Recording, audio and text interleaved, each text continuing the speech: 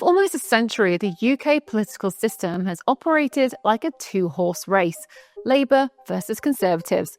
That rivalry has shaped everything from policy debates to voter identity. Since 1924, when Ramsay MacDonald became the first Labour Prime Minister, the UK has largely seen power swing between these two political giants. It was a model that seemed entrenched, immovable, and unshakable. But not anymore. Something significant is happening in 2025.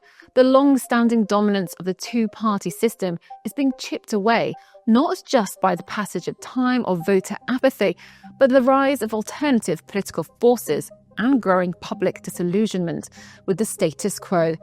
And two of the most disruptive figures in this political transformation are Jeremy Corbyn and Nigel Farage. To understand the depth of this shift, let's look at the numbers. In the latest YouGov poll from July 2025, Labour is polling at just 28%, and the Conservatives even lower at 15%. That means that together, the two historic main parties are pulling in only 43% of the national vote. For context, Margaret Thatcher's Conservative Party in 1983 secured 42.4% of the vote on its own. Tony Blair did even better in 1997, taking 43.2%.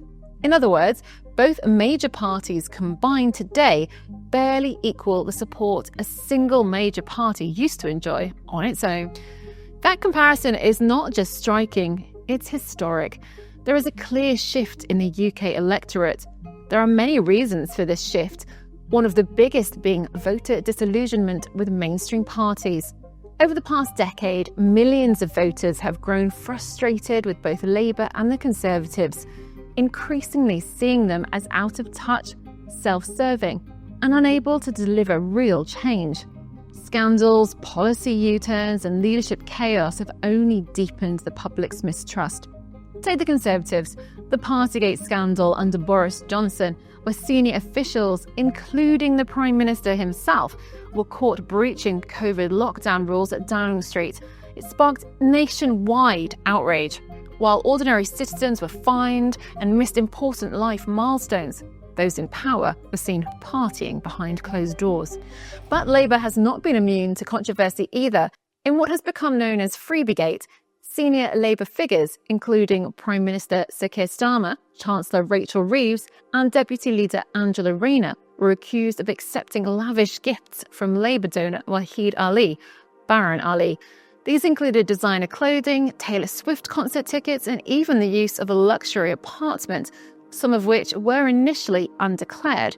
Starmer alone reportedly received over £100,000 worth of gifts and hospitality, making him the MP with the highest value of undeclared perks since 2019. Together, these scandals have only reinforced the idea that the traditional parties are no longer representing the people, but protecting themselves. And that, more than anything else, explains why voters are turning elsewhere to other political parties. One of the most important reasons for the Conservative collapse is the rise of Nigel Farage and the Reform UK party. According to the same YouGov poll, Reform UK is now polling at 19%, putting them ahead of the Conservatives. That is an astonishing development. For decades, right-wing populism in the UK had no real foothold in Parliament. Brexit changed that. Now Farage is doing more than just making noise on the sidelines. He's leading a legitimate political party. A political party that is currently the most popular of all the parties in recent opinion polls. His appeal is based on clarity and conviction. While the Conservatives appear divided and directionless, Farage offers a clear alternative. Whether you agree with his politics or not, you can't deny his impact. He is splitting the right-wing vote in a way that could force the Conservative Party to either embrace radical change or face long-term irrelevance. On the other end of the spectrum, Jeremy Corbyn is also reshaping the political landscape with his new party, temporarily called Your Party, while a formal name is decided by members. Corbyn's departure from Labour wasn't just symbolic, it was strategic.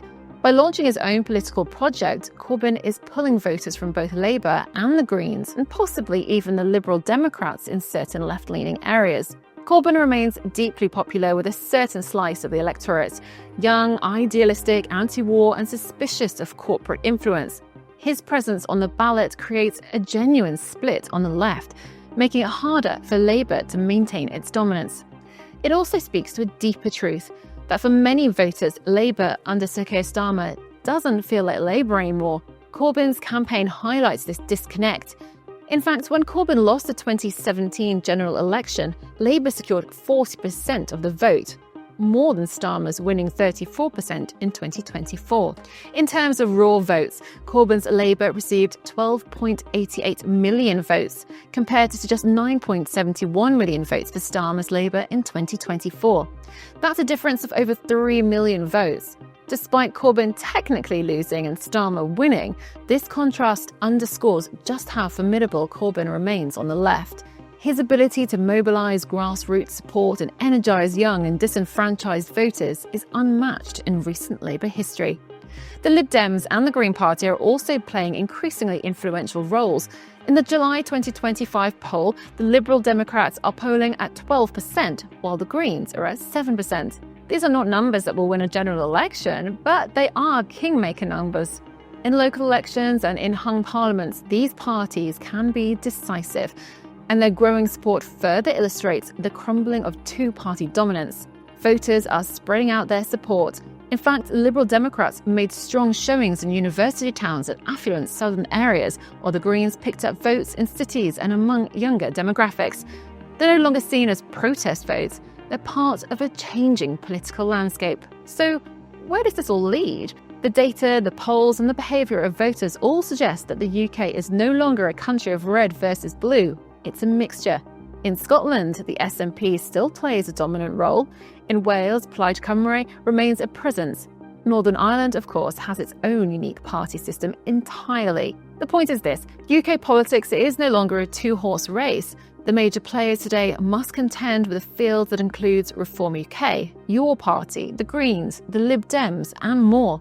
The days of one party securing 43% of the vote and coasting to power are likely over. This has huge implications for governance. It makes hung parliaments more likely, makes coalition politics more common, and it raises new questions about whether first past the post is still fit for purpose in a multi-party era. With fragmentation comes pressure for change. Already, many are calling for a move towards proportional representation, arguing that first past the post is fundamentally undemocratic in today's context. Consider this. Under a PR system, Labour's 34% vote share would have translated into around 220 seats, not over 400. Reform UK would likely have secured dozens of MPs. The Greens would be far more represented. Jeremy Corbyn and Nigel Farage stand on opposite ends of the political spectrum, but they have one thing in common. They are disrupting British politics. Farage is threatening the existence of the Conservative Party as we know it. Corbyn is forcing Labour to reckon with its soul.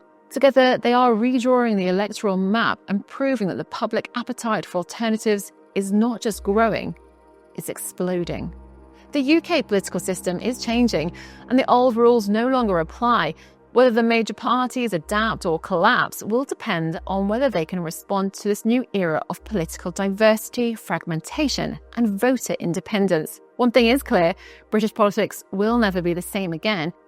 If you found this breakdown helpful, make sure to like, comment, and subscribe for more clear-eyed explanations of the UK's changing political landscape. Subscribe to stay updated with the latest UK political shifts.